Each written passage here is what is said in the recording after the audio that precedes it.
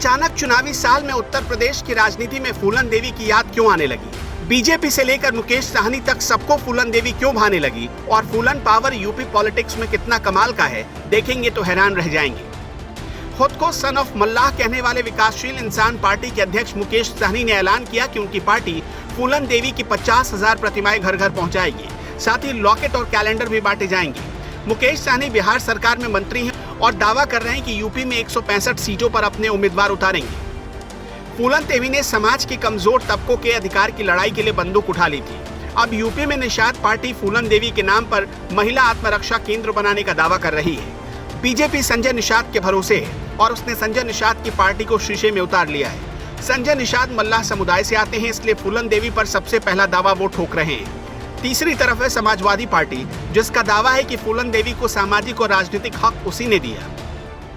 1994 में मुलायम ने फूलन देवी को अपनी पार्टी में शामिल किया। मुलायम सरकार ने उस वक्त फूलन से 55 केस वापस लिए। फिर 1996 के लोकसभा चुनाव में फूलन को मिर्जापुर से टिकट दिया गया। पहली बार में ही फूलन देवी मिर्जापुर से सांसद बन गई।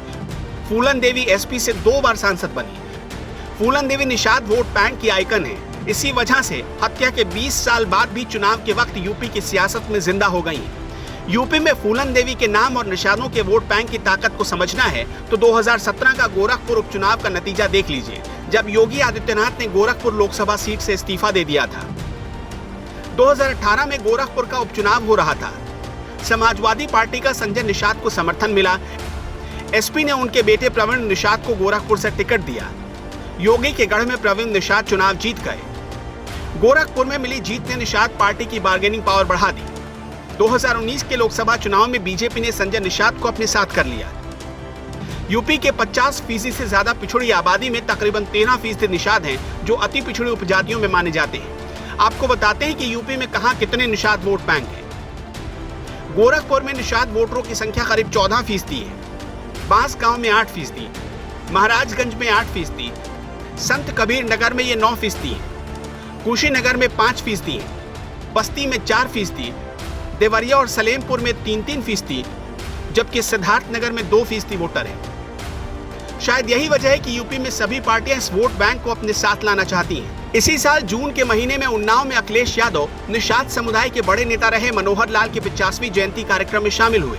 अखिलेश यादव ने मनोहर लाल की एक मूर्ति का अनावरण भी किया। मनोहर लाल 1993 में मुलायम सरकार में मत्स्य मंत्री थे।